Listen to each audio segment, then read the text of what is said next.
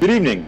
Welcome to the BS and Beer Show. Of course, BS stands for Building Science. Tonight's topic is a great one. It's Project Drawdown. We've got, of course, myself, Travis Brungard in Kansas City. I'm drinking a Boulevard beer from a Rockwool koozie. And I would want to just take a moment to say thank you to everyone who's joining us. And then I will start out reminding you that you all, that BS and Beer is an independent grassroots movement to share building science knowledge through local meetup groups and this, our Zoom show.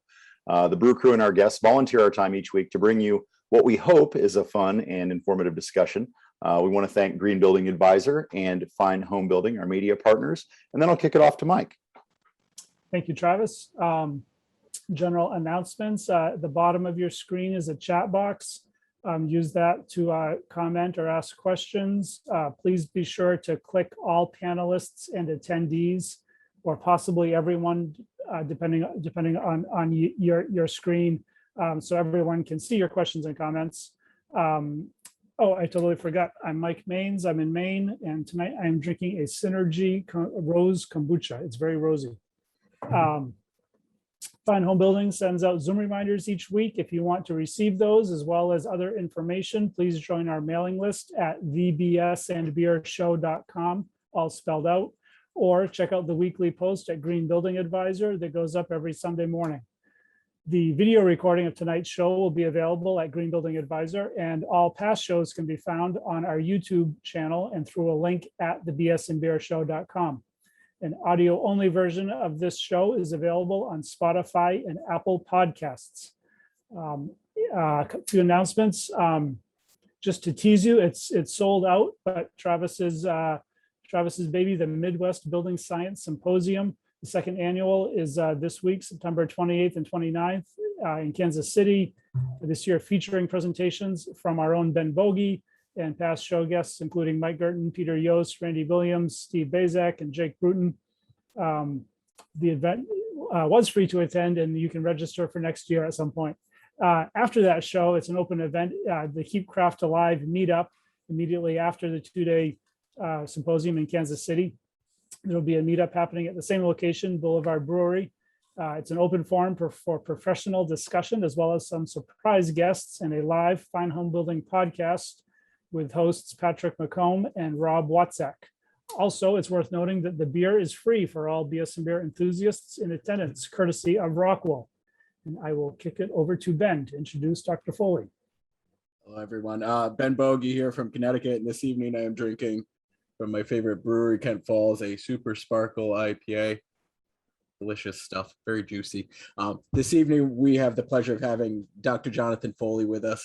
He is the executive director of the Project Drawdown, a nonprofit organization founded in 2014 with a mission to help the world reach drawdown, the future point in time when levels of greenhouse gases in the atmosphere stop climbing and start to steadily decline. Today, it is a leading resource for information and insights about climate solutions. John is a world-renowned environmental scientist, sustainability expert, author, and public speaker. His work is focused on understanding our changing planet and finding new solutions to sustain the climate, ecosystems, and natural resources we all depend on. Mr. Foley, thank you for being with us this evening. What are you drinking, and is there anything in that introduction I missed that you feel should be noted? No, I think that covers it and then some. I'm having a gin and tonic with a local distillery making the gin. And I live in Minneapolis, the home of quite a few microbrews and distilleries and other things too. So I think we got, and I'm from Maine, so we got a little bit of the Midwest kind of connection going on here. So that's kind of fun. So yeah, I guess if depending on what you want to do, I was asked to prepare kind of a short little presentation to just kind of get people grounded about some of the work that we're going to talk about today, and then I hope open it to a much broader conversation. So if that makes sense, go ahead and jump right in. Okay, cool.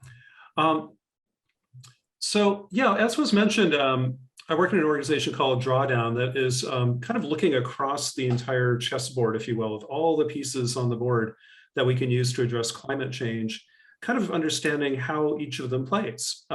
What's the role of things in transportation versus the power sector versus buildings versus agriculture, forestry, and so on and so on and so on. And Drawdown's kind of the go-to organization in the world now to really look across all the different current solutions to climate change and ask, How effective might they be? Under what circumstances? What might it cost to get started? And what are the longer term costs of doing this kind of solution? And so far our work has been, pretty popular, I think, in some circles. It started off as a book that some of you might have seen a couple of years ago.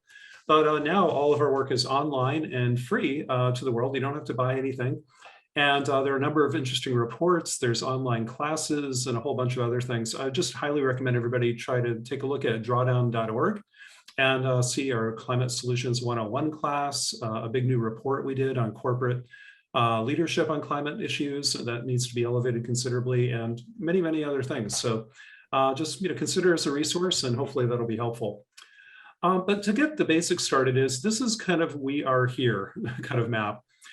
This is the level of greenhouse gases in the air since basically the 18th century, and they've been rising. The question mark, of course, is what's next? Will they continue to rise? Will we continue to elevate greenhouse gases more and more and more? And every time that curve goes higher, it means the temperature of the planet's going to be a little bit warmer, and then disruption to our weather patterns, ecosystems, water resources, everything goes up even more. So with that red curve comes more warming, more disruption, and more kind of climate chaos. So that's a bad thing. We don't want that. So instead, just like we are with COVID, we'd like to bend the curve of greenhouse gases to at least get it to stabilize, stopping climate change, but maybe even long-term begin to restore the atmosphere to a little bit better condition. But that moment where that blue dot is, the moment we finally level off greenhouse gases, stopping future climate change, and begin maybe a slow reversal, that's the moment of drawdown. Drawdown is a moment in time. It has nothing to do with carbon removal or sinks or anything like that. Drawdown really means the point at which we stabilize greenhouse gases, keep them from climbing any further, and that's when we stop climate change. So how do we do it? Well, it turns out that stopping climate change is basically kind of like a big systems dynamics problems. You've often heard of these kinds of things where maybe you use like a bathtub as a metaphor for things that are filling up and emptying out. That's kind of a common trick in what we call system dynamics. Well, the atmosphere can be thought of kind of like a bathtub, but maybe upside down, where we're filling it from below. And this is the stuff we're filling up the atmosphere with. These are 6 primary areas where greenhouse gases are being emitted into the atmosphere right now. And this is all the greenhouse gases, by the way. This includes CO2, but also methane, which is really important, and nitrous oxide, what's important, and fluorinated gases, and all sorts of other things that are called kind of super pollutants that come in small concentrations, but actually have an outsized impact on the atmosphere. So when we add up all the pollution we're putting in the air causing climate change, these are the 6 kind of big economic sectors that contribute. And we're going to talk about the role of buildings and all those in a minute. But the atmosphere doesn't sit still. It has its own chemistry, its own physics, and it interacts with the biology of our planet too, of course, on land and in the oceans.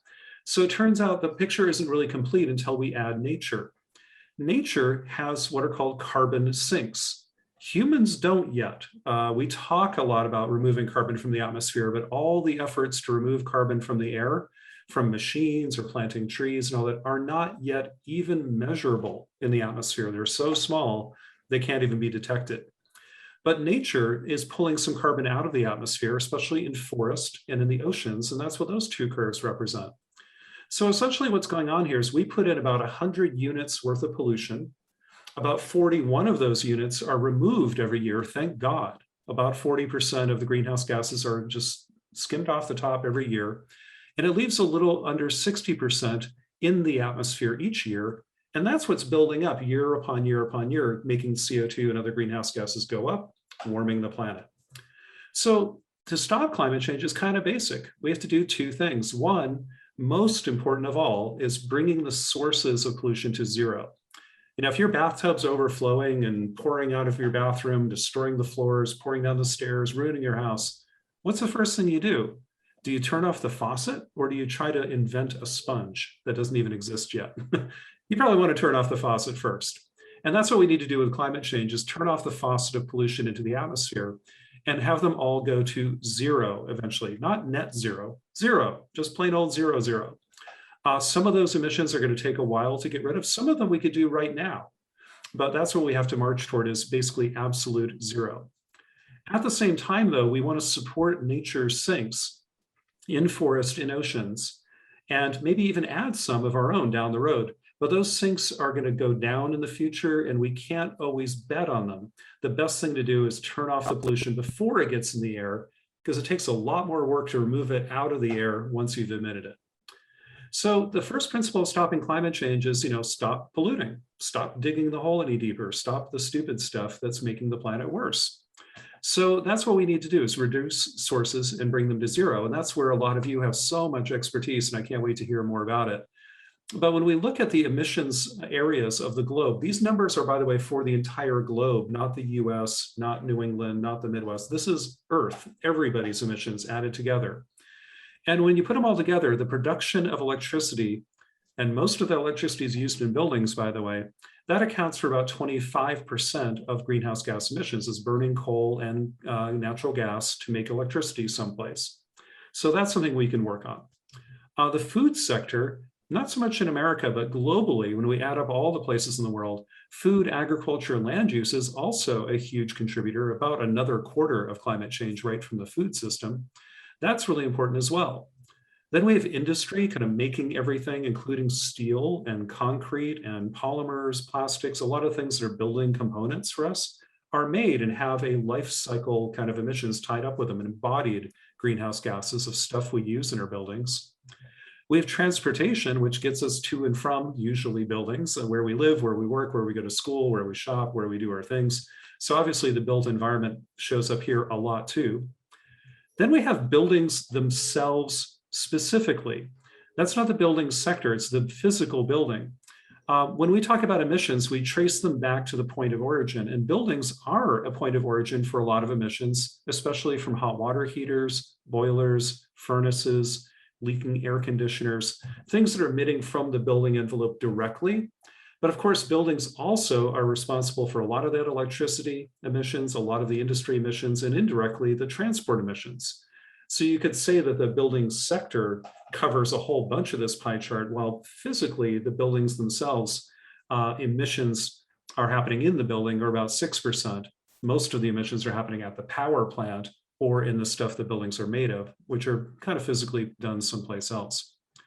Other emissions count for the last 10%, but basically the top 5 things, electricity, food, industry, transport, and buildings, that's 90% of what causes climate change. And the building sector has a hell of a lot to do with all of it. So that's really, really important. We can walk through each one, and I won't do this in great depth, but just to show you some things that you all are experts on that way more than I'll ever be. So I'd love to hear more from you. But electricity, both the production of electricity in the power plant, when we burn coal and natural gas to make electricity, that's emitting greenhouse gases. But also we can look at the use of electricity. If we just used less, we're more efficient, that would automatically cut emissions no matter how electricity is made. So when we look at the demand side, we find that about half of all the electricity made on Earth is used in buildings. That's kind of amazing. And about the other half roughly is used in industry, a lot of which is making stuff that goes into buildings. So buildings are really, really important on the demand side, as well as the supply side part of electricity. So that's why efficiency is so important. Here are some drawdown solutions we've evaluated, a lot of which are in the building area, and you know more about than I do. But we look at things like lighting and better, heating systems, better building envelopes, all the things you guys are all experts on here, smart buildings, better automation, et cetera, et cetera. These are all kind of low-hanging fruits of efficiency that cut down the use of electricity, primarily for cooling or lighting, and a little bit with the heating side. We can also make the electricity we still need much better using things like wind and solar, a whole bunch of other solutions here, whether it's methane digesters, ocean power, geothermal, nuclear, you name it, all sorts of ways of making low carbon or no carbon electricity and being more efficient. We can do things with food and agriculture and land use. This is probably less of interest to this group, but food is really important, especially the role it has in deforestation, methane coming from mainly animals and rice fields, and nitrous oxide, which is emitted when we use too much fertilizer and too much manure in farmers' fields. And kind of like electricity, we can be more efficient with the food we have by reducing food waste. Food waste is kind of like the equivalent of energy inefficiency. We have food inefficiency. 40% of all the food grown in the world is never eaten and is thrown away. That's the first line of defense. Eating a more plant-rich diet, protecting ecosystems, farming better. These are all really crucial things we can do in food. Industry is going to be really important, includes a lot of things you all care about, including steel. The biggest emission sectors in industry are kind of metals, cement, chemicals, including plastics, and managing waste in landfills and wastewater areas. So industry's got a whole bunch of things, but I think vis-a-vis this community, concrete, steel, and plastics are kind of the big emissions areas at the macro level that the built environment certainly intersects with, as well as things like landfills where we throw away things, including those from the built environment. Transport's pretty obvious. When we burn fuel in an engine, we make carbon dioxide. Most of that's from roads. Flying is still important, about 2%. And then every other form of transportation combined is the remaining 2%. But road transportation, we're just so damn addicted to cars and trucks, and the built environment encourages that bad behavior. Buildings themselves, again, the physical building envelope emissions are counted here, not what's at the power plant, not what's in industry, not what's in the life cycle. And 2 to 1, the emissions come from residential buildings, as then second would be commercial and public buildings in terms of the global emissions numbers. So those are a lot of different opportunities around electricity and food and transport, buildings, industry, and so on to reduce emissions. We can also work with nature to help remove carbon from the atmosphere. Carbon sinks are sometimes called carbon removal, same idea, pulling crap out of the air and tucking it away. Right now, nature's in charge. We aren't doing diddly on this front that's even noticeable yet, but forests, the mighty forests of the world, are still doing a lot, as are the oceans. But we humans want to engineer sinks, whether they're with machines or maybe different ways of farming or planting more trees. All of those are really good ideas, but they're about 30 years too late. The emergency right now is to reduce emissions, not kind of using a sponge to kind of pick up the water we've already spilled. But again, engineered sinks will be important, but right now they're basically zero. There's a lot of hype around them. We're going to need a lot of work to scale these up to even be a fraction of a gigaton, let alone the scale we need in the future. So I think these will come into play more in the 2040s and 2050s than in this decade, but we'll see. A lot of people are investing in this to see if that'll work. But here's kind of a big picture. If we put it all together, we can reduce sources in many different sectors. And I've put a bunch of solutions in what I call these kind of super clusters of solutions around electricity by being more efficient and shifting production. In industry, kind of addressing key high emissions materials like refrigerants are really important, cement and steel and so on. Also in transport and buildings, these are areas where a combination of efficiency and pivoting to a new way of producing things is really, really important. Sinks are also very important. Right now, the only ones we can probably do much with are on land by preserving natural places, but also planting more forest, restoring degraded ecosystems, and farming better. Those are areas where we could probably add sinks. Later this year, we're going to publish a big update on ocean solutions for that little blue dot. It's probably going to get quite a bit bigger of things we can do in the oceans. But the engineered sinks, the ones that are like the machine-based ones, that's still pretty small. And right now, biochar is the only one we think is viable. Direct air capture and carbon capture and storage are still really far from being economically or technologically scalable to the size we need. But nevertheless, that could change in a few years. But even with technologies we have right now, I want to just give you this hopeful note that we can actually, if we deployed everything we have now, and hopefully we'll get a lot more in the future to add to our toolbox, but even if we don't, we have a lot to address climate change. And in fact, here's what we could do. We can bend the curve. The red curve is what would happen if we don't do anything new to address climate change. We'll be heading off to a 3, 4, maybe 5 degree warmer world by the end of the century, which would be, that'd be a planet you and I wouldn't even recognize, and certainly not want to live on. But we can bend the curve, and with today's technologies and tools, we can limit warming between 1.5 and 2 degrees with today's technology. Other people will add technologies down the road. Just don't let technologies of the future be a distraction from the work we got to do today. Time is more important than tech. And I really want to stress this. If your house is on fire right now, you don't go around talking about disrupting the fire suppression business and becoming a venture capitalist. You grab a damn hose and you try to put out the fire. And that's what we've got to do. We've wasted 30 years talking about this stuff. Now we're in emergency crouch. We've got to do everything as fast as possible. That means using the tools we have and keep adding them as they come online. Don't wait for anything. So what have we learned so far? And I'll wrap up in a sec here. What we've learned is it's not too late to address climate change. We actually have a lot of solutions that can address the problem right now. A lot of them have been well known to your community for years and to others as well. And what's really cool is these solutions make the world better.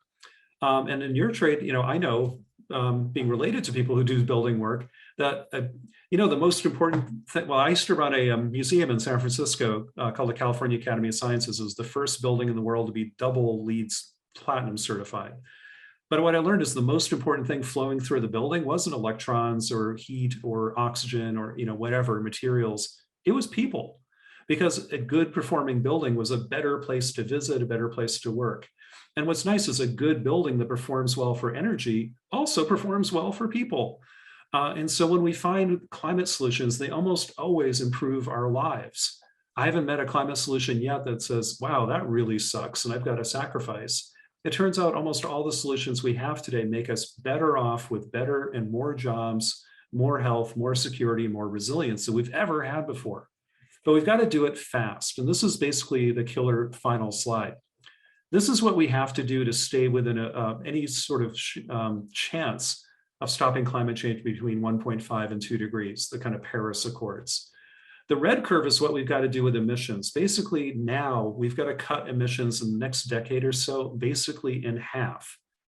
By the way, that's more than all the rise of emissions of the previous 50 years combined. We've got to undo all that in less than 10 if we can. Then we should cut it in half again the next decade and half again the next decade. We've just got to really front load this work.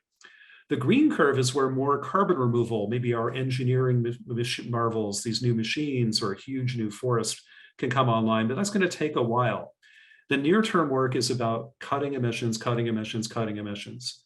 And to do that, we have to have some quick wins, like right bloody now: energy efficiency, plugging methane leaks, plugging refrigerator leaks of refrigerants, which are super pollutants to climate change, stopping deforestation, things we can kind of plug the leaks on now as sort of an emergency protocol, while we're also doing massive amount of infrastructure work. This is your work, not mine, but we're gonna have to remodel and rebuild basically everything on Earth, every building, every combustion engine, every form of transportation, every farm, every road, everything will have to be rebuilt. And no matter how much money we throw at this, it's still going to take decades and trillions of dollars to rebuild the planet. I say we do it today. Let's get started. It'd be great. We should have been doing it a long time ago. This will be great, but inevitably it'll take time. In the long run, though, we can also count on maybe by the 2040s and 2050s, some of these new technologies and maybe these natural carbon sinks could get bigger and kind of help kind of save our bacon in the 2040s, but there's no way around the mathematics of we've got to do a hell of a lot this decade or we don't stand a chance. So let's make sure we stay and keep our eye on the ball of quick wins and big infrastructure plays rapidly. But when I look at this, and I'll stop here, is this is not a burden, it's an opportunity. We get to reimagine the world. Most of the world we have now, we inherited from the 19th century with 19th century technologies of coal and natural gas, with 19th century power structures and politics and economics that just don't work anymore. So, let's remind ourselves that the future is still out there for us to write. We can take a risk and accept a responsibility of creating a better future. And that's what I'd like to get on board to do and work with all of you. So with that, I'll stop here. I just wanted to give kind of an overview of how Drawdown looks at the kind of macro lens of how these things all come together. But all the real work happens kind of in those individual sectors, whether it be buildings or food or whatever. We need to do it all. But I hope Drawdown can be a resource to you. So I'd invite you to follow us at our website, but also on social media. And I hope we can be helpful to you and continue on these conversations. So let me stop there and we can open it up and see how it goes. Thank you, John.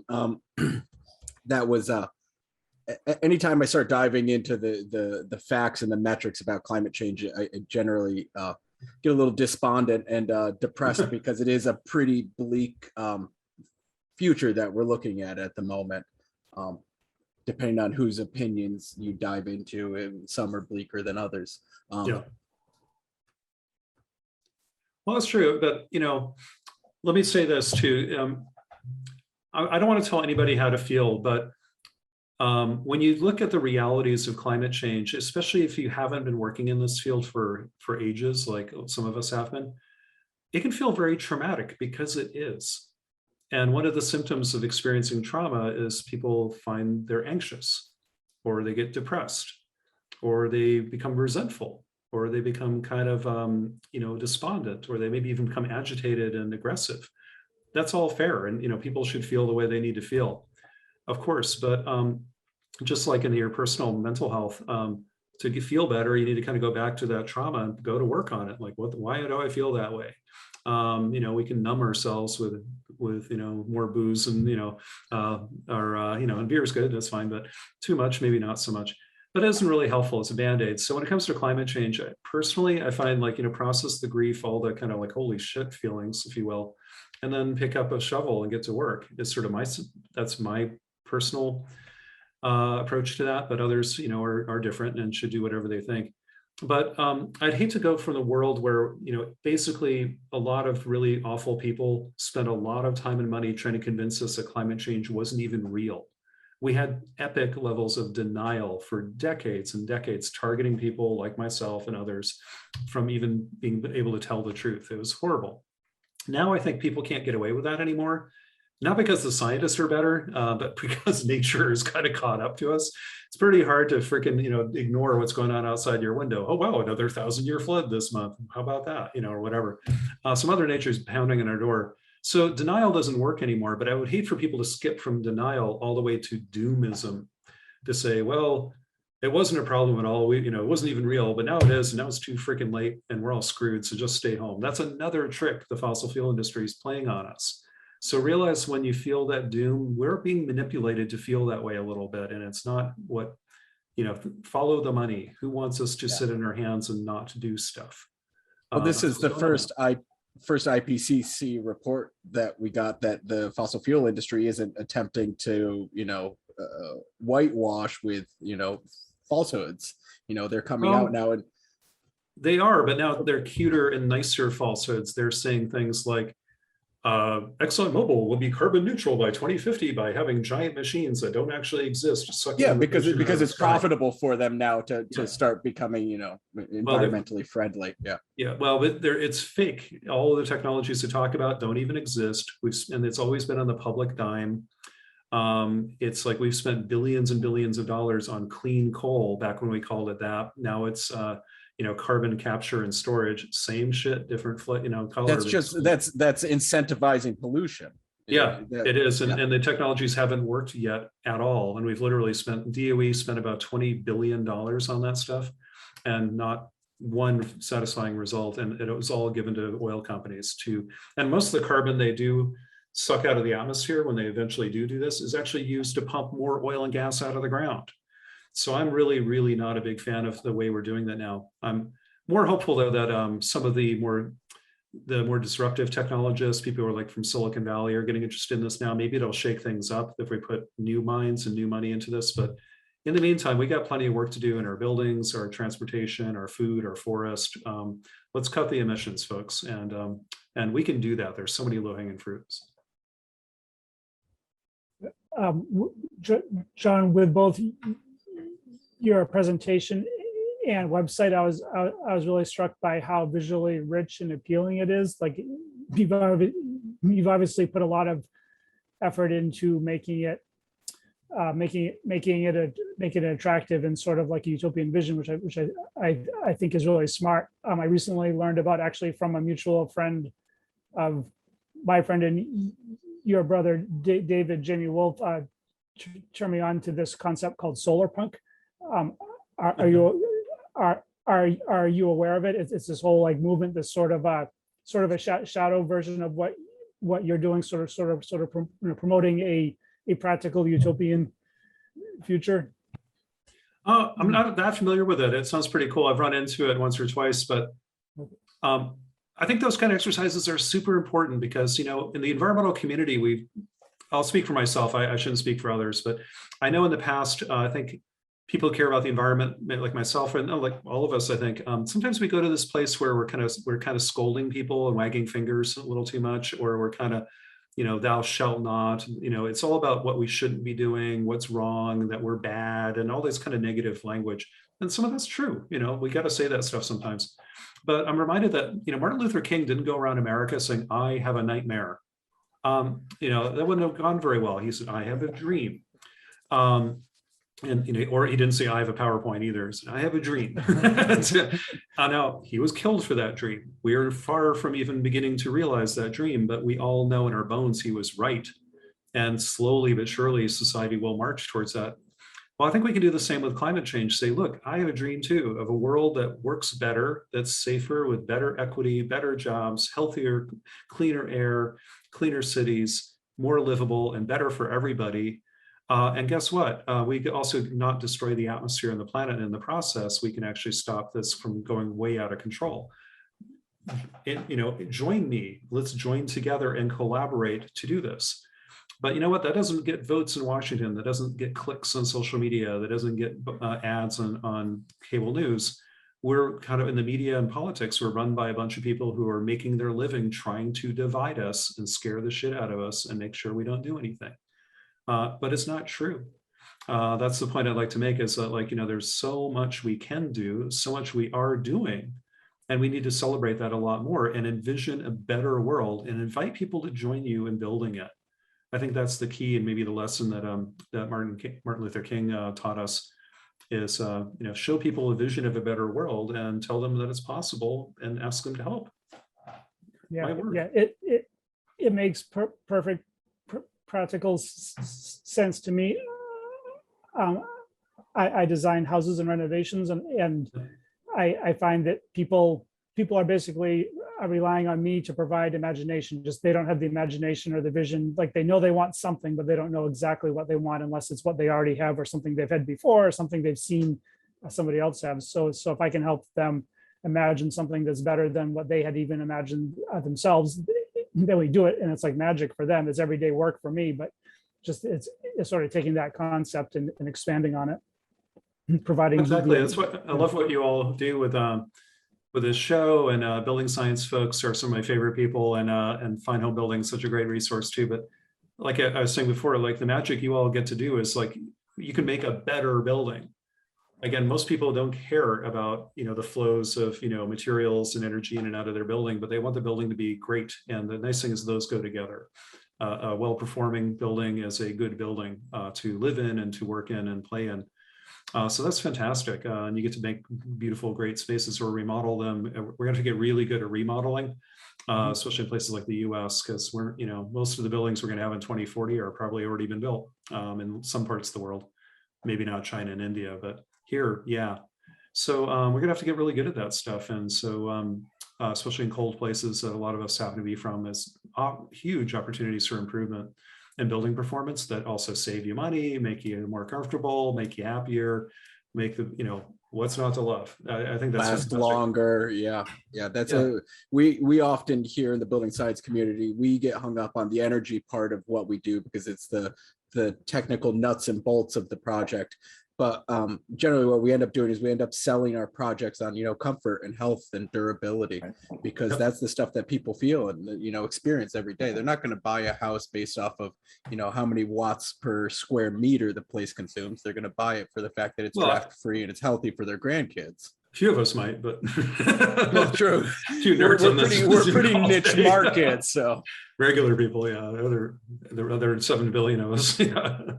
But to do the most good, we really have to reach the broader appeal, and that's why it's been selling comfort, and that's I think that's the real challenge here. One of my idols, Martin Holliday, always talks about, the best thing you could do for the planet is to stop doing things. And that's really what you're saying is let's stop using all this electricity. Let's stop wasting all this food. We can make a huge difference on the front end if we just stop the terribleness, or at least the unnecessary waste. Is that fair? That's what drives me really crazy about climate change sometimes is again, no one has the right answer. So I'm not going to try to pretend I do either, whatever. But when I hear the kind of the tech bro kind of folks, and I love those people, we need them too, but we need them in the room somewhere. But when I hear like the Bill Gates or Elon, they want to talk about faraway future technology stuff, and they're talking about the last 10% of the problem. I'm trying to figure out what do we do about the first 50%. And pardon my French, but most of the first 50% is stop doing stupid shit. It's like we have buildings that are leaking like sieves. We still use incandescent lighting, and it drives me bonkers. We still have unbelievably wasteful buildings and operating procedures. We have buildings that are too cold in the summer and too hot in the winter. Why aren't we better about this? We waste 40% of our food. We tear down rainforests to grow a little bit more beef and palm oil, and we absolutely don't need to do that. Deforestation is still about 10% of all greenhouse gas emissions. The US is 14% and falling. It's like an entire country we could solve today if we wanted to, and it'd be good for the planet in a lot of other ways. So there are a lot of things we do that are environmentally really destructive that really don't benefit anybody very much. Who benefits from food waste? I don't know. Big ag maybe, but the rest of us don't. Who benefits from energy inefficiency? Well, ExxonMobil does, shareholders maybe a little bit, but the other 7 billion of us don't. Deforestation, similar, like, wait a minute, there's no sacrifice here for most of the planet. We'd all be better off if we stopped the stupid crap. So those are the low-hanging fruits I see. We're plugging leaks of methane in the fossil fuel infrastructure. Oh my God, we got to do that. Plugging leaks in air conditioning units, make sure refrigerants do never ever leak. HFCs or those kind of orphan CFCs still running around the country, around the world. Those are super pollutants. We cannot let refrigerants leak, and we've got to eventually transition to new ones. Really important stuff. I'd rather get into that stuff than talk about like advanced fusion reactors. That'll be another 50 years maybe. We've already been waiting for 50. Waiting leads to inaction. You get gloom and doom, and the doom is paralysis. Then people do nothing. They just, it's too late, sit on our hands. Or they bet on some science fiction thing that, again, there is a role for that. I'm not trying to hammer that stuff, but that's going to be the last 5 to 10% is like, now we have a fancy gizmo that lets us make carbon-free steel, that lets us still have jet fuel, but the jet fuel is recycled out of the air. That we make plastics out of pollution rather than out of petroleum or whatever. Well, that's like the whole, what is it, the blue hydrogen and all that right now, that they're going to be making hydrogen from natural gas. Yeah, and that's such a crap. It's a load of shit. Sorry for my language, but that's one of those falsehoods that they're selling us. So, John, is there an area in your mind, somebody that studies this for your profession, is there an area in your mind that the residential construction industry, like some core spots that we should be paying attention to that we can really make a difference? I think we probably know them already, but it would be nice to hear your thoughts. Well, I'm bringing coals to Newcastle here. I need a better metaphor, bringing apples to the orchard or whatever. I don't know. Far more about those real world solutions than I ever will. But, the nice work that I see people doing on like remodeling, fixing building envelopes, there's a lot of embodied energy and carbon and materials already out there. Making old buildings perform a lot better seems like an awfully good way to spend your time. Also, I would worry less about integrating renewables into the buildings themselves. We find the economics of utility scale solar to be far better than like a passive house net zero building. I don't care about that. You don't have to co-locate power generation and better buildings. We can put the solar panels down the road. It's okay. That's Living Building Challenge does that. It's, it doesn't have to be on the building, but it has to be somewhere within the community or such. Exactly. So I like that approach. But I think sometimes people want the plaque on the wall of the LEED certification. They want the solar panel to be visible. And who doesn't? We all have our egos and our kind of wanting to show the world like the signals we want to send, like, hey, let's be greener. And buildings are an opportunity for that too. But sometimes I wonder, like, if we'd spent the money on sort of LEED certification, if we just put that into better materials somewhere else, maybe we'd have a better, but the certifications matter too. I don't know. So I guess I would just say, keep doing the work you're all doing, but, more automation in buildings is going to be really important. I'm really excited about better time of use sensors to know, like, hey, what is the real time mix of electricity on the grid right now? Wow, there's a lot of renewables and nuclear right now. This would be a really great time to make some extra ice cubes, or it'd be a really good time to make soft water in my water softener, or a really good time to dry the clothes or something. Have dynamic use reflecting what's on the grid would be really pretty interesting, and that's software. I like that idea a lot. I guess one thing I would say also about kind of the building side of things is thinking at the district level, kind of the neighborhood level of like kind of co-generation of heat and power where it's possible in cities, things like that would be really important. And my most exciting thing right now, but you all are experts on this, is seeing how solar started following Moore's law and got unbelievably cheap. LED lighting followed the same Moore's law curve, got unbelievably cheap. Batteries, stuff like when you make more of them, they get a lot cheaper. Those are gold things. Those are wonderful things. Power plants, big engineering structures are not those things, but consumable small things we can make by the millions are. What's next? I think it's heat pumps. When do we get heat pumps to be cheaper and better and more ubiquitous than any furnace or boiler? We're not there yet. A lot of installers still resist putting them in. There's still like a lot of kind of education and kind of culture change within the building industry and contractors still probably, I'm guessing. But There is. well, you know how Jeff Bezos, the other guy, yeah, Amazon guy, he talked about giving $10 billion away to fight climate change, and he's giving it to nonprofits and all that stuff. Like, that's great, Jeff, good for you. But you know what I would have done? I would have put that $10 billion into heat pumps in America. Just so I'm going to buy $10 billion worth of heat pumps and give them away and have Amazon deliver and install them for you. And just forever change the economics of what heat pumps cost and how many people know how to install them. That would be awesome. I'd like forever disrupt that industry, and heat pumps would be on a better footing, and then the market wins. Markets are great once things are at a good playing field, and I think that's where I get excited is the heat pump integration. It seems like maybe a few years from now they'll be like competitive with everything else, but we're not quite there yet. We need some increased durability in the heat pump quality as far as their system. Like, it's common in my market to have a forced air furnace and air conditioner that is still in service after 20 years. And, you might throw a new coil in it, but the ductwork system is still good. The line set's still good. The outdoor units may be getting replaced, but the A coil and the outdoor unit gets swapped, and you're going to go another 20, 25 years. I'm not seeing that with at least the ductless mini splits that I'm seeing wall mounted. We're seeing a much shorter interval of replacement on those. So I think as the technology improves on that, and we don't see that frequent, and I'm sure a lot of that's due to lack of homeowner understanding. Like, everyone knows how to change their furnace filter, but I don't know anyone that knows how to pull the stuff out of their mini splits and wash it that I haven't taught. This is how you pull this out and wash it. I'm sure they're out there, and I bet you guys have them all over the Northeast.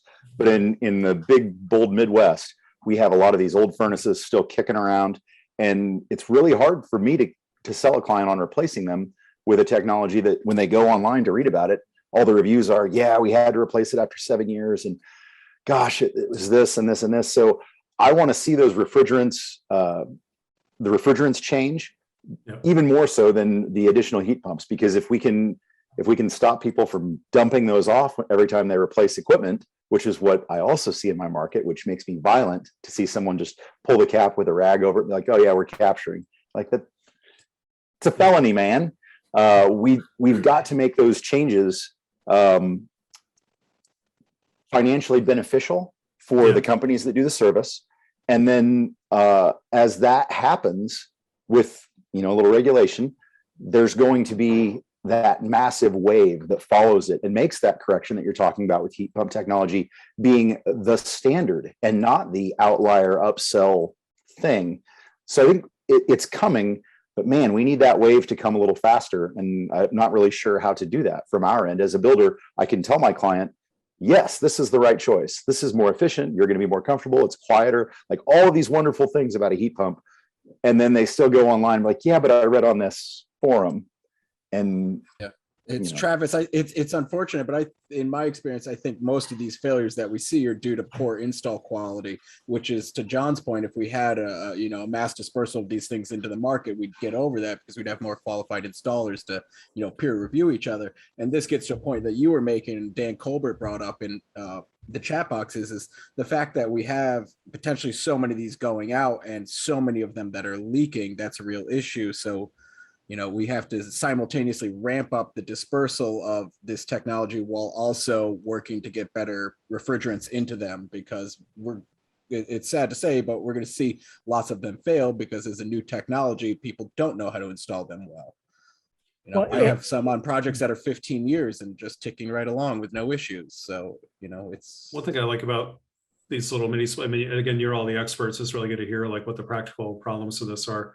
In the northern Midwest, where I live in, like Minnesota, we're now getting more and more people like in older homes wanting to have air conditioning. So the kind of like, oh, hey, that's actually a pretty good, instead of tearing out the whole walls and putting in like, you know, a forced air duct system, you might still have boilers for heat, but you know, I don't know, it's just kind of interesting. Maybe there are some ways to kind of, you know, slide them in where it's most appropriate. But when I lived in San Francisco, I found it like it was almost impossible to find a contractor who had wanted to install them. They're like, no, I got my Carrier furnace air conditioner combo, and I've been installing these for 30 years. I know how to do it. My guys can turn it around in a day, and they work. They last forever. You know, they're, you know, that kind of comfort that everybody has with the old technology is like understandable, and of course, and everyone's risk averse when you're going to spend, you know, 20, 30 grand on something like that. You don't want it to, you know, fall apart on you.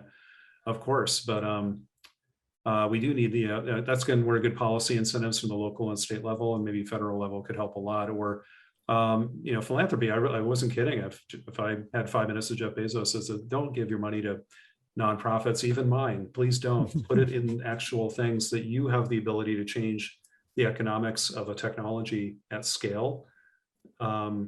Very few people can do that, and government can't do that because it's so corrupt. This is a chance for philanthropy to actually make a difference and say, put 10 billion into heat pumps and see what happens. Maybe they get better, maybe they get more durable, maybe more people know how to install them properly. That would be awesome. Maybe we can talk, maybe there are a few other rich people we know can help with that. Yeah, well, that's not unlike what Elon Musk did with charging stations and giving away patents to sort of really leapfrog the whole evolution of the electric vehicle market. Not that he's a saint, but he's definitely pushed that industry forward, which I have to imagine is a good thing on the drawdown front. Yeah, I mean, yeah, Musk gets some things wrong, of course, but like anybody, but you know, it's no denying the electric car stuff that he helped pioneer. Or resurrect, I should say. We had electric cars in the 80s and stuff, and we killed them all, right? Yeah. And brought them back and made them sexy. And you know, it's not it's kind of like Impossible Foods, you know, kind of thing too. They're not trying to make the eco burger. That's, you know, they're trying to know we're making a better burger. Tesla's trying to make a better car, a better charger, a better, and some like better buildings. So I think when we sell things that this is better, not greener, we're doing a good job. But you know. But we need more than a couple of billionaires to say this here. That isn't going to work. That's for sure. We can see the perils of that right away. Yeah. But and he does. Musk does have his sights onto the HVAC industry because he has stuff in development right now for heat pump technology. Yeah, it might be. Could be very helpful too. So you know, I'll take all the help we can get. So. A good question from the chat box from architect David Arkin in California. Taken to scale, can bio-based building materials such as wood, bamboo, straw, hemp, and others start to make an impact as a drawdown solution? And if so, what would help bring those to scale? Perhaps a carbon tax, or is it those are primarily for new construction? And is it just such a drop in the bucket that it's not worth addressing that market? I think it's important to do that, especially in emerging economies still, like, you know, like, you know, the explosive growth in Asia, you know, I forget the statistic, somebody in the audience probably knows it, but it's some amazing statistic of like, you know, China in the last 20 years has poured more concrete than all human civilization combined before it or something like that. You know, holy cow. So if we can get better with concrete, get better with steel, maybe replacing some of those, things don't have to be 100% to be useful, you know.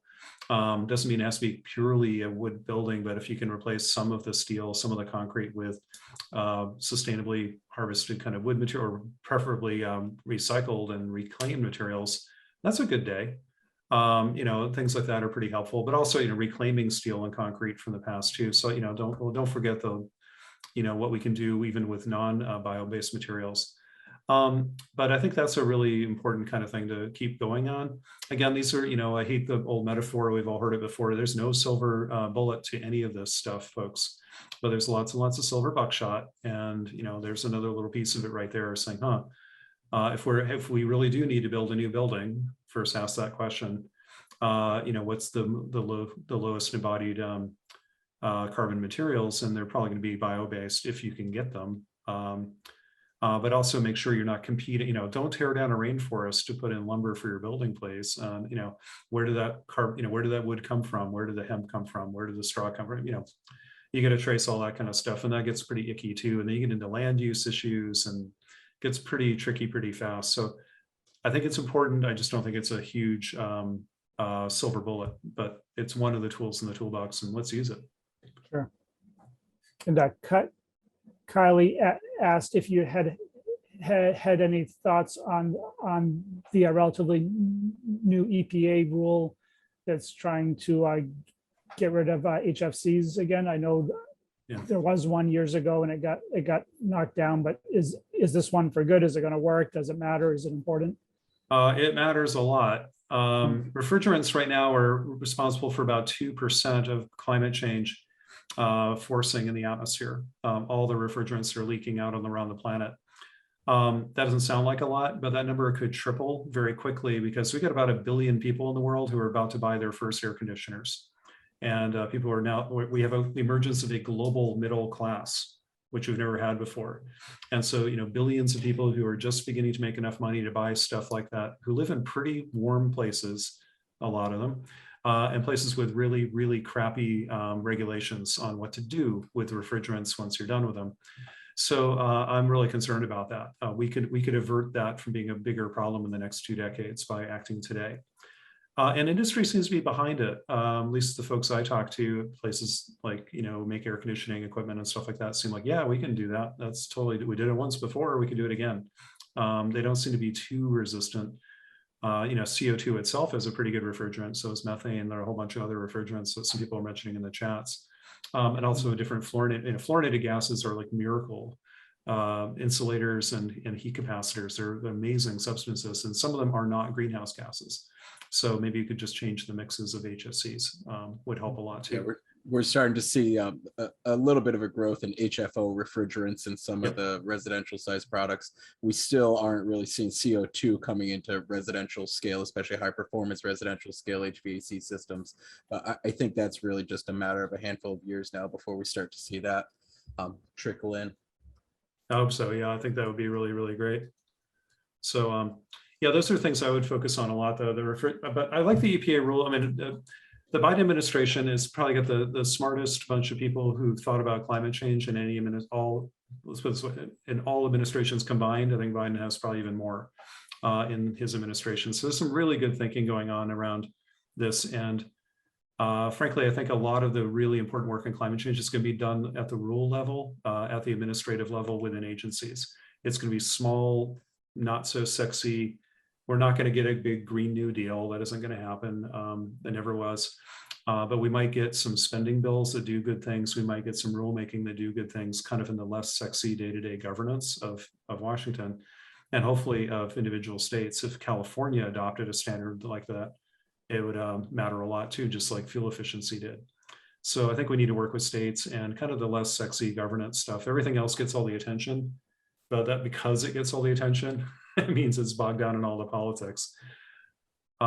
One thing, it's like the infrastructure bill right now. We're starting to see there's some progressive stuff happening inside the infrastructure bill right now. That's really just and a lot of giveaways. Not the sexy Green New Deal like you said, but there's good stuff in there. Could it be better? Absolutely, but it's I'll take the don't let good be the enemy of perfect. Exactly. Yeah, I would agree. And it's important to remember too, I want to make this point because a lot of people think that we're not doing anything in America. It's not true, actually. The United States is now 21% below its peak emissions. And if you remember the first days of the Obama administration, there was a lot of effort to get a cap and trade bill in place. The Waxman-Markey bill didn't happen, even though they had a filibuster-proof majority in the Senate and the House and a popular president in the White House, still couldn't get a climate bill passed. But you know what? It didn't even matter because we still got the same emissions reductions that were being asked for back in 2000, whatever, I guess back then. That bill was proposed to cut emissions by about 20% by 2020. Guess what? We did anyway without the bill. And there's an interesting article in The Atlantic a few weeks ago by Rob Day called The Green Vortex that kind of talks about why. His argument is that when smaller policy nudges that can kind of operate just under the radar of national politics and media and actually get shit done, those little rules that nobody pays attention to actually make a big difference, especially if they're aligned to where markets and technology and behavior are already kind of going anyway. So, making electric cars that people actually want to drive a little bit cheaper is really smart right now. And you can get away with that. You can probably get something like that passed. So he was finding that this kind of vortex between markets, technology, behavior, and smaller policies can actually form a virtuous circle and accelerate change a lot if you're clever about it. Work with what markets are doing, work with what culture is doing, work with what technology is doing, instead of just only leaning on the policy lever and doing it in a big grandiose way where one senator can just totally take you to the woodshed every time right now or whatever. So there's a hope out there, but keep an eye out for the small things too, because they matter a lot. And this EPA rule in refrigerants is a good example of that. There are other things to be cautious of, like, again, in my market, we have a nice push to solar, and that helps. But we have a lot of people on electric cars around here that plug into their charger that is directly linked to the coal burning power plant that's making the electricity to power their electric car, because we don't have solar on every house and we don't have wind close for storage. So are there other areas like that you got to be watchful? Like, yeah, excellent. I'm very pleased that there's a greater popularity and affordability of electric cars. And I'm glad to see more and more of those, but we also have to then worry about battery recycling and the plastics manufacturing that went into the car and all the things that, like, I guess I don't want to get sucked into thinking, oh, I did this great thing. And then when you dig deep, you go, oh man, I made a terrible mistake. Can you give us some guidance on some of those areas to be cautious of? Well, there's no free lunch to anything. So there are going to be trade-offs. Of course, making energy and using it is always going to have some consequences. But also be aware sometimes we're being duped by these things, because they know environmentalists will worry about everything.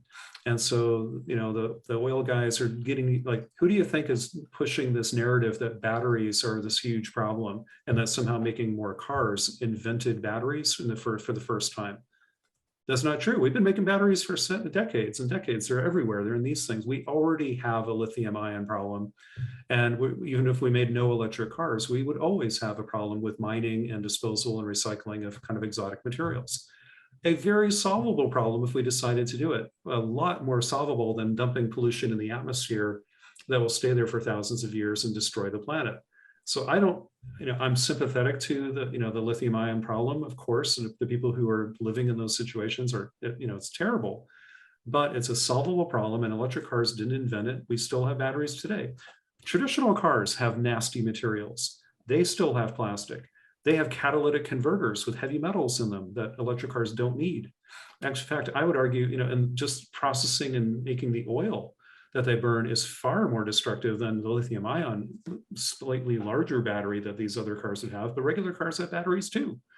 So I think that, let's be honest, the oil companies want us to believe this shit and to fight amongst ourselves saying, no, electric cars really aren't green, and some smarty pants on the internet telling us all that. They're full of crap. Electric cars are greener than hell. They're really a good step in the right direction. Even on a coal powered grid, they're better. And they're only going to get better as the grid gets cleaner. So I think we overthink this stuff sometimes. Don't overthink. And the plastic issue is not a climate problem. It's all the plastic produced in the world, all its use and all its disposal is about 2.5% of climate change. There's been this kind of idea that making plastic is somehow bad for climate change. No, making plastic's bad for making plastic. When we make too much plastic and throw it away, that's really a pollution problem out in the water and out on the land. It's not doing much to the atmosphere. When we make plastic out of oil, we're actually locking the carbon up, not burning it. So some people are trying to confound the two, saying that plastic is a climate problem. It's not, it's a plastic problem. Again, one we should solve. But an electric car doesn't, to my knowledge, use any more polymers than a traditional, fossil powered car, probably less in the long run.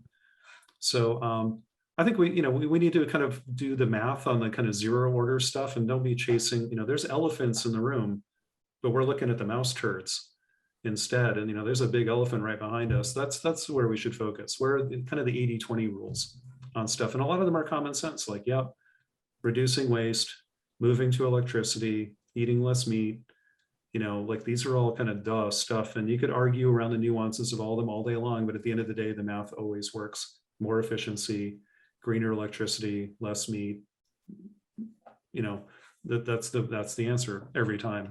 I think that's extremely useful to hear. I just, even if it's obvious to some, I think restating it frequently and loudly is helpful, as you have to restate things about like the existence of science and restating a warming planet. Like these things have to be said, even if they seem very obvious.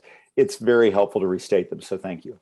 Well, yeah, and at the risk of stating it again, but again, I think the environmental community can be its own worst enemy sometimes. And a lot of times we're being manipulated into thinking doom instead of determination. I think we get distracted about a small part of a problem with the technology, like as if the current technologies aren't like total bullshit right now. I mean, can you really justify how we move? I mean, if an alien landed on this planet and we had to describe how we got around the world and how we heat and power our homes, they'd be like, well, you do what? Really? Like that's crazy, the answers are obvious because they're obvious. And sometimes we get distracted by kind of the 1% kind of problem. Again, I'm not saying plastics are great. I'm not saying batteries aren't a problem. They are. But compared to the existential planetary risk for millennia that climate change presents, these are solvable small problems that we already had anyway, because we already have plastic and batteries in the fossil powered world. And ExxonMobil and the rest and their PR firms just love this shit when environmentalists argue with themselves and get polarized and get frozen into inaction. That's what they want. Don't fall for it. Do something, and it'll be good. We're worried about the plastic straw in our Starbucks Frappuccino when what we should be doing is just not going to Starbucks. Yeah, and and they should make better straws. It's all of the above. I'm not saying it's choosing to do one thing or the other, but do the math on like, hey, this is a 100-pound answer and this is a 2-ounce problem, kind of thing. So like, pick your poison. And climate change isn't the only problem. Plastic is a huge freaking problem, but it's we need to think about the bigger pictures as well. And math helps. Speaking of, sorry, right then. No, go right ahead, Mike. A math or data question, I think, is when we're talking about all these percentages of buildings are 6% and electricity is 19% and such. That's all for anthropogenic greenhouse gas emissions, yeah. Correct? It's not accounting for volcanoes, which I believe is as spectacular as they are. It's nothing. Yeah. But how about the tundra melting, permafrost releasing methane? Is that a major concern at all? No. It is in the media, but no scientist I know thinks it is, because the levels of methane are increasing, but not because the tundra is melting yet. Okay. Methane levels in the Arctic are not rising faster than they are in the tropics. We watch this stuff very, very carefully. That's probably not a huge issue, and it's already been taken into account in the models of future climate change about like how much warmer, and then will there be these kind of feedback loops? Yeah, there'll be some, but they're not going to be infinitely large. You'll see media hype of like runaway greenhouse effect, the tundra methane bomb. It's not true, any of it actually. The data do not support that. Humans are driving the methane levels to be, they're now 75% above normal. And that's fracking and cows. And we know right where that's coming from. So yeah, what's going to dominate in the future is us. The choices we make about CO2, methane, and other greenhouse gases, that's what's driving the whole thing. The only part that the nature is interacting with is removing about 40% of those greenhouse gases, the CO2 part primarily. That could go down as forests begin to be more affected by climate change and as more and more forests are cut down, those natural carbon sinks are a little bit in danger. And that's the part I worry about, is that those might just start to decline as a fraction of our emissions in the near future. Hasn't yet, but it could. They're not going to go up, we don't think, but they might go down, and that could be bad. So the things I worry about again are kind of the human actions. It's about coal, it's about methane, it's about deforestation, it's the stuff we already know. That's going to be the big picture for the next 20 years. Can I ask you this, John? Yeah. Do you think we can avoid 2 or 3C without going to geoengineering? Oh yeah, absolutely. Well, by geoengineering, I hope that you're not talking about the blocking the sun with aerosols kind of stuff. Well, no, that's what I am talking about, because I've read some stuff recently suggesting that we may kind of be on a trajectory where we're almost forced into that. Not that that's a smart choice by any means, but if we want to, that's for people who want to sell you that technology, I think. Got it.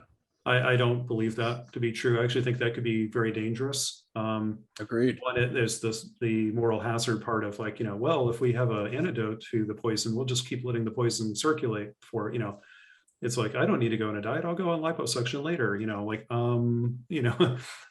then there's the scary issue of if we're reflecting all of this heat back into space and there's some geopolitical disagreement and we stop doing this, then we have all this essentially, bound up energy that's going to bombard us. And that's when you're going to see runaway issues. I'm by no means an expert on this field. The little bit that I've read, it seemed like a pretty scary technology, and I wanted to hear your thoughts on it. I am not a fan, and people who are don't like it when I say this, but I think it's a bad idea from a lot of different points of view. I think researching it is still fine to kind of understand what it may or may not do, because some blokes might try to do it one day, maybe one country, maybe one company. We ought to know what happens, because we're a world that doesn't have a single leader. We don't have any system for agreements. If we're waiting for the UN to save us, we're going to be really disappointed. So I think we better know what would happen if somebody did try to do this. But think about the physics of this. CO2 warms the lower atmosphere and cools the upper atmosphere. And it warms mostly at nighttime, mostly in the high latitudes, like around the poles, and mostly in the winter seasons, and the kind of the darker seasons. That's when climate change is strongest, in the winter, at night, and towards the poles. Blocking the sun would cool the planet, maybe by an equivalent amount, mostly during the day, mostly in the tropics, and mostly in the summer. That's just physics. You block the sun. That's how the sun heats. But CO2 isn't the sun. They're kind of the best analog I can give you is like if I burned my head in a 3rd-degree burn, I could stick my feet in liquid nitrogen maybe, and on average, my body's the same temperature, but I've just damaged 2 parts of my body really badly.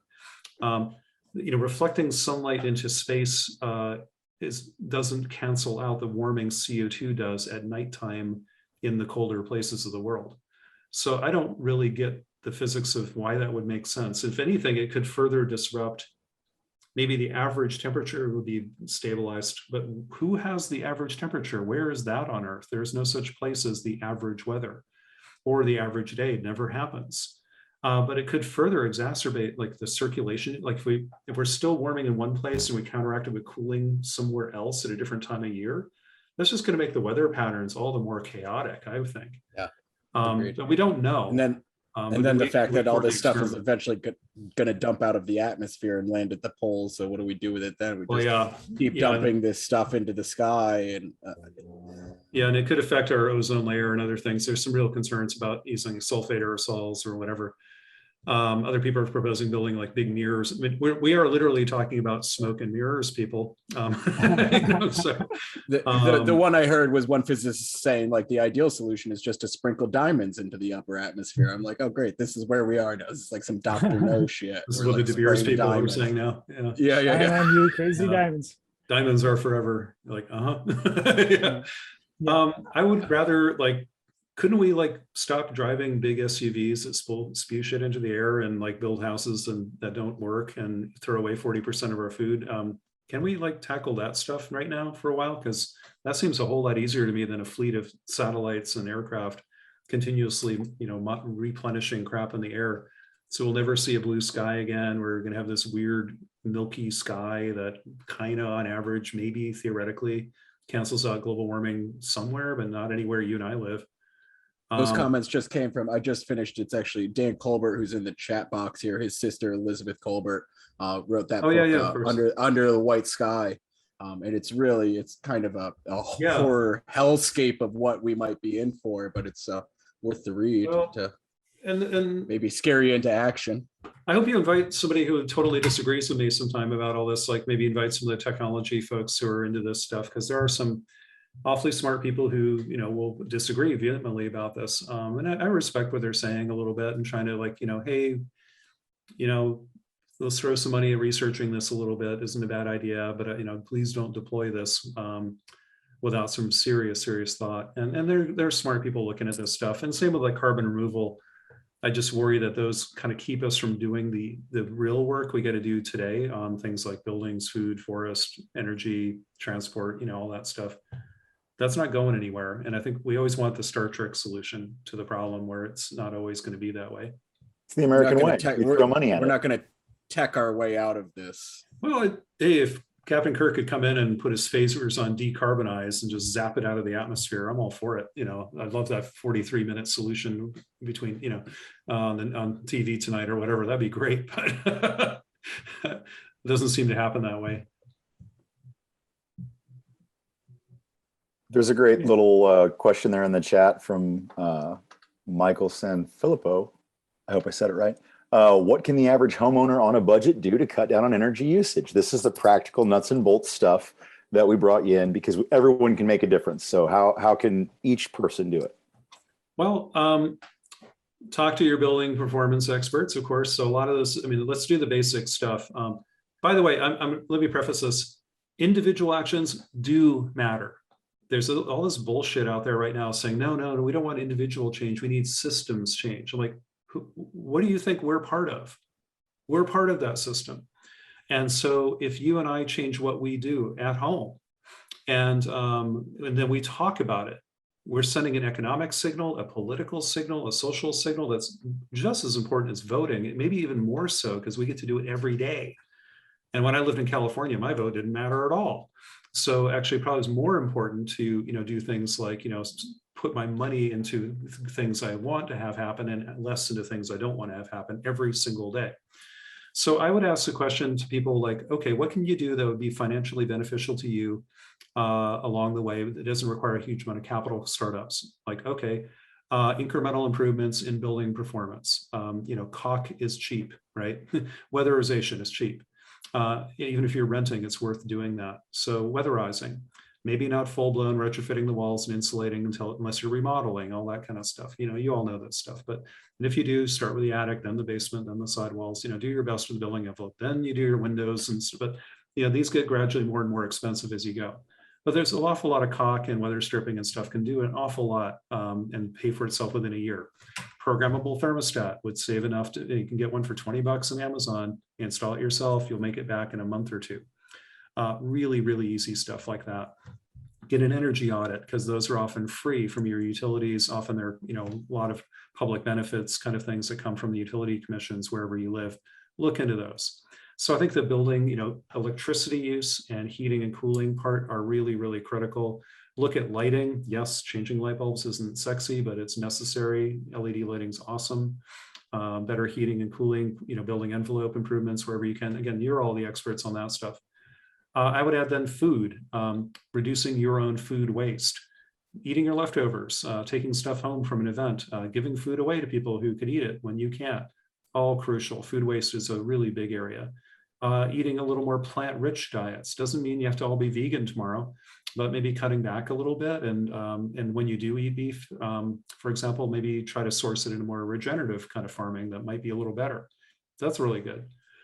Transport, not everybody can go buy a brand new car every day or something like that, but the next time you got to think about that, maybe your old car finally bit the dust or you want to trade it in or something like that, maybe you think of at least a hybrid, if not a plug-in hybrid or a fully electric vehicle. But if you're getting less than 50 miles per gallon today, what are you doing? Unless you really need a larger vehicle, can't you just rent one? So, I don't know. There's a lot of kind of basic things like that would help a lot.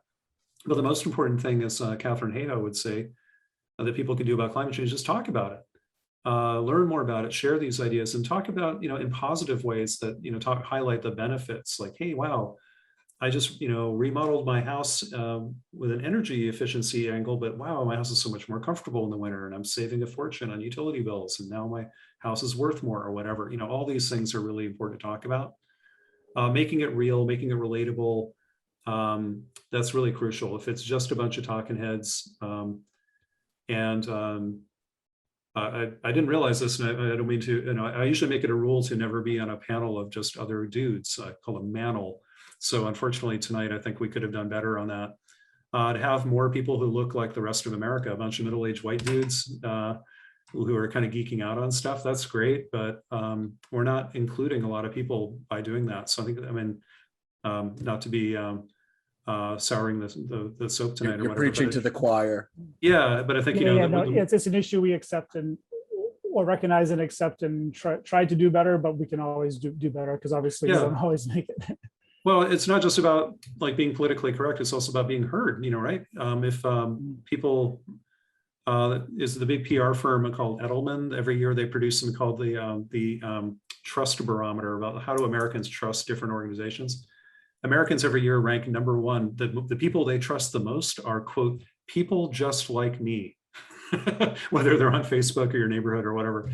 So that's why diversity matters so much. Is like, you want to reach America, you got to look like the rest of America and have people like, wow, that's somebody just like me from a neighborhood kind of like mine, who's telling me that climate solutions are awesome because they're saving money, their neighborhood's better, their kids are healthier, and they've got a better job now or whatever, So I think we need to talk more about these solutions, but who's speaking matters a lot too. And that's something our fields have not always done so well, mine included.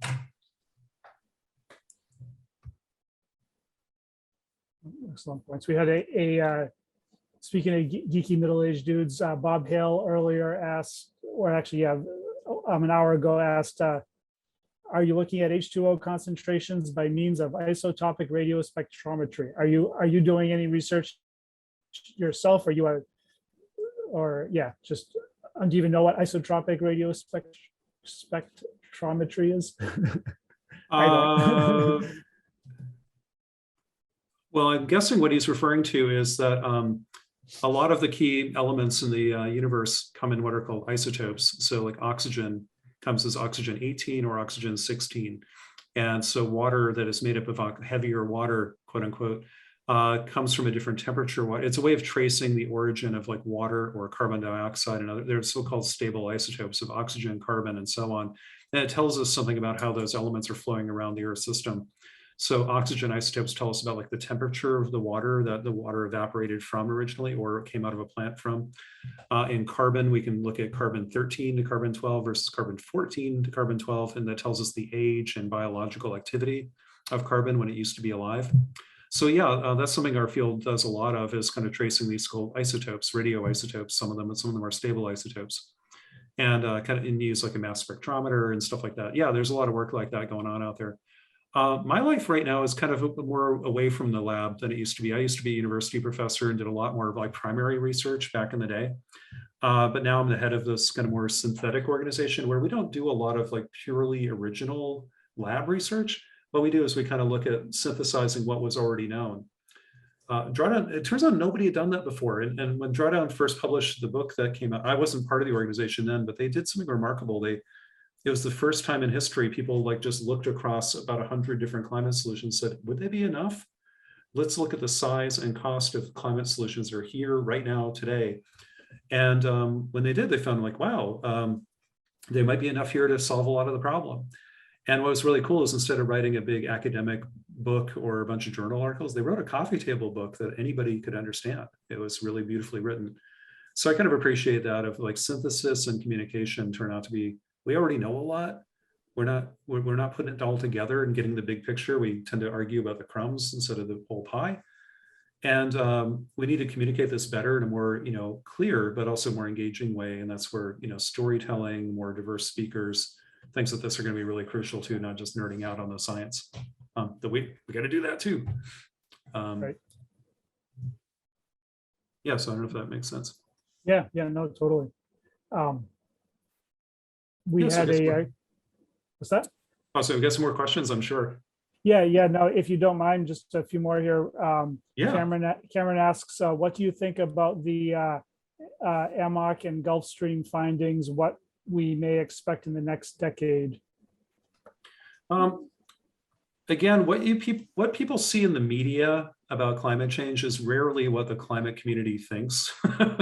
So,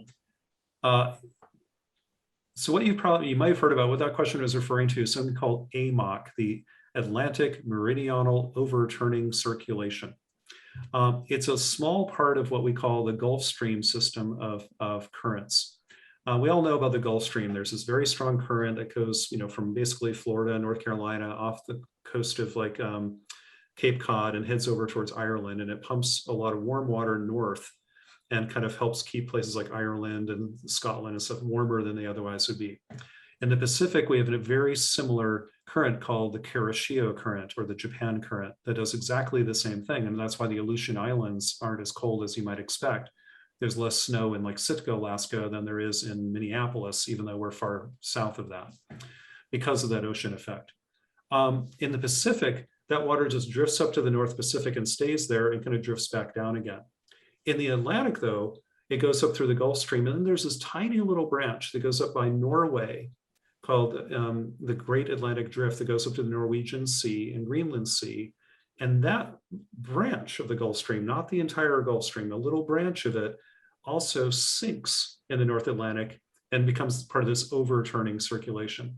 So that's a small part of the Gulf Stream, not the whole Gulf Stream. As long as the Earth rotates, as long as there's wind in the Atlantic Ocean, we will always have a Gulf Stream, period. So you do not have to worry about what's happening to Cape Cod and Ireland or any of that kind of stuff. What the media doesn't tell you is that we're talking about a small branch of the Gulf Stream confined mainly to the Norwegian and Greenland seas. That is serious, don't get me wrong, but it's not the Gulf Stream shutting down. That is physically impossible. It's like about 10% of the Gulf Stream's circulation is rearranging itself in ways that are kind of disturbing, in that it may cause those areas to cool a little bit instead of warm, or warm less. Instead of warming 3 degrees, that area might only warm 1 degree. It is not a day after tomorrow scenario. It is not a huge tipping point to the planet that's going to destabilize everything. It's a relatively small oceanographic phenomenon so far. And again, the physics of the Gulf Stream is wind-driven currents in the surface and has nothing to do with the overturning. The overturning is a part of the Gulf Stream, and the two get confounded a lot in the newspapers and stuff, and it doesn't do us any service. It's much more nuanced than that. I'm not saying don't worry about it, but I am saying it is not the whole Gulf Stream, and the Gulf Stream will always be there as long as the Earth rotates and the wind blows. Just part of it will rearrange itself, and that could be very disruptive to the very northern part of the North Atlantic. That could be a bad kind of thing up there. And it may extend down into some parts of like northern New England a little bit in terms of repercussions of sea level rise and other things are happening too. The Gulf of Maine is warming faster than almost anywhere on the planet, but the Gulf Stream is not shutting down completely. That is not true.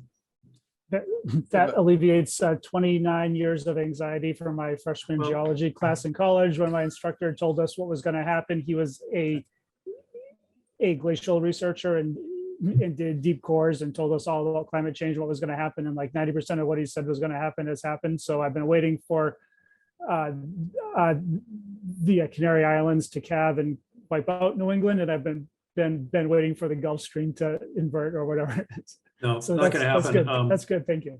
But because on the Pacific side we have the Kuroshio Japan current that doesn't have any overturning, and it's still blowing and flowing just the way it was. But there will be disruptions. I mean, there are things that are happening, but again, like there are some things in the media that get hyped up from a grain of truth, and maybe one study that looks at one tiny part of it gets extrapolated to just get a lot of clicks. So the ones that you hear about the most that are like the methane bomb of the tundra melting, that we're all going to die tomorrow because of methane releases in the Arctic. I'm like, well, that's funny. Methane levels in the Arctic aren't any higher than they are over Nebraska. In fact, they're lower. It's fracking, guys. Like go out and look at the data. That's not happening. Same thing with this kind of AMOC thing of like turning off the Gulf Stream. Like the Gulf Stream still like 80% of it's not going anywhere. But some parts will change and are changing, and that's disruptive. And we need to be concerned about that for sure. But it's very hard to get that point across in a nuanced piece on Twitter or on cable news, because those were never designed to convey truth or We have well, yeah, I'll say truth at all, or any nuance. in the age of post-truth that we live in. We have a good question from David Arkin here in the comments that I think is kind of a nice way for us to wrap this up.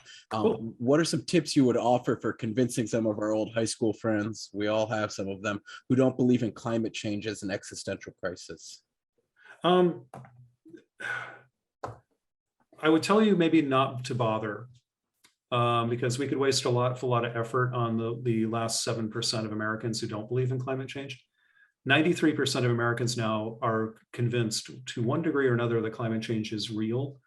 And who cares about the last 7%? I mean, that's about the same number who think the earth is flat or whatever. So like, fine, let them. We got far more challenging problems than convincing those people. And I don't see why waste the oxygen on that. With that said, though, sometimes there's personal, relationships you want to salvage. I'll give you one story, though. I'll tell you, I was successful in turning somebody around like that, but by accident. I was living in Madison, Wisconsin, and I stepped out my door, and the guy across the street was a really nice guy, but kind of conservative, Fox News kind of dude with a pickup truck and all this. But we got along great. He was a good guy. We were friends. Anyway, I stepped out the front door, and he yelled across the street, said, "Hey, John, heading to work?" I'm like, "Oh yeah, but I think I just missed the bus." But anyway, yeah. So we started chatting, and he said, "Hey, you work at the university, don't you?" I'm like, "Yeah, I do." And he said, "What do you work on?" I'm like, "Well, I work on environmental stuff." And he's like, "Oh, wow." But then he kind of paused and he looked a little concerned. So, "You don't work in that climate change stuff, do you?" And I'm like, "Well, actually, I kind of do. Yeah, I do work in climate change." He said, "Oh, wow." But he literally looked around to make sure we were alone and leaned in and kind of in a stage whisper said, "Can you let me in on the secret, on the big conspiracy?" I'm like, "What are you talking about?" He says, "The big conspiracy you're part of, like the scientist and Al Gore and George Soros and, the EPA or whatever the hell, the conspiracy is supposed to be." And I'm just listening to this going, oh my God, what am I, how do I convince somebody who is a conspiracy theorist there's no conspiracy? By definition, it's hard. But first I asked, "Well, where did you hear this?" He said, "Oh, Rush Limbaugh was talking about it all last week." I'm like, okay, yeah. Finally, I looked at him and said, "Brian, do you actually think a bunch of eggheads and liberals could pull off this kind of conspiracy? You're talking about outwitting the entire global, governance systems, of fooling everybody in the world. I mean, we've been so clever. We've been fucking with thermometers for over 100 years, just slowly changing them a little bit just to mess with you all. So we get people to not use cars or something. I mean, do you really think we're capable of pulling off a vast global conspiracy? And if so, why? There's no money in that for anybody. I don't think. I don't get it. There's no money here. I'm not getting rich from George Soros. I'd love a check from him. I've never met the guy. What do you, And he stopped and said, "Damn it, you're right. I never thought of it that way. You bunch of liberals could never pull it off. Even if you tried, you're all incompetent." I'm like, see? I'm like, I was going to say, let me prove to you there's no such thing as a conspiracy of liberals. I'll show you a faculty meeting at the university. You'll be convinced that we could never pull it off. Anybody who believes in these broad conspiracies has never been in a management position before. Yeah, exactly. But I said, well, but could it be that, like the big oil companies and stuff are trying to blow some smoke up your ass and trying to like delay, because every year they make trillions of dollars. Now follow that money instead of, what you think George Soros is paying a bunch of professors or something, then you might have your answers. And I swear to God, like within a week, he's like, "God, you're right. Yeah, those guys don't play fair. It's just like big tobacco. They're trying to lie and cheat." And he ended up buying a Prius and all this stuff, but he was still a Fox News Republican, but he kind of got it by saying, "Hey, conservative means, conserve and be, he kind of found his inner Teddy Roosevelt or whatever. And it was pretty cool. But you had to play a little jujitsu with a guy, and like, you can't convince a conspiracy theorist there's no conspiracy unless you prove to them something they believe even more, that liberals are incompetent And we couldn't do it if we tried. So you had to find, which truth was the bigger truth for him. And it turns out liberals being stupid was better than conspiracy Well theories played. run amok. Well played. Hierarchy of myth. Whatever works. Yeah, but anyway, I got one. But out of the 7% of Americans left, I'm like, I think it's more about convincing people who are kind of in the middle. Like, yeah, climate change is real, but I don't feel I can do much about it. And even if I did, I got other stuff to do. Like, I got to get a job. I'm worried about my kids. I'm worried about my town. I'm worried about racial inequities. I'm worried about justice. But guess what? Climate change can help you solve a lot of those problems too if we do it right. That's what the great thing about climate solutions is they make a better world. And that's what I try to lead with. And that usually wins the big middle. If, tell people, hey, there's a dream of a better world and you can be part of it and you can help lead it. I don't think there's a better way for us to wrap up. That's a perfect exclamation point on the sentence. We can't thank you enough for the work that you're doing and for sharing that with us tonight. Yeah, well, thanks for having me. We're all in your debt. Let's all go out and do our part. See if we can change one mind. Well, I'm in yours. So thanks for the opportunity to be here tonight, and for all those folks listening around the country and beyond. Thank you for being here tonight. This is great stuff, and keep up all the great work you're doing. You're the real heroines and heroes of this movement, is getting out there and doing the work. Thank you for what you do. Thank Very you. kind. Have a good evening. Okay, take care, everybody. Thank you all. Good night.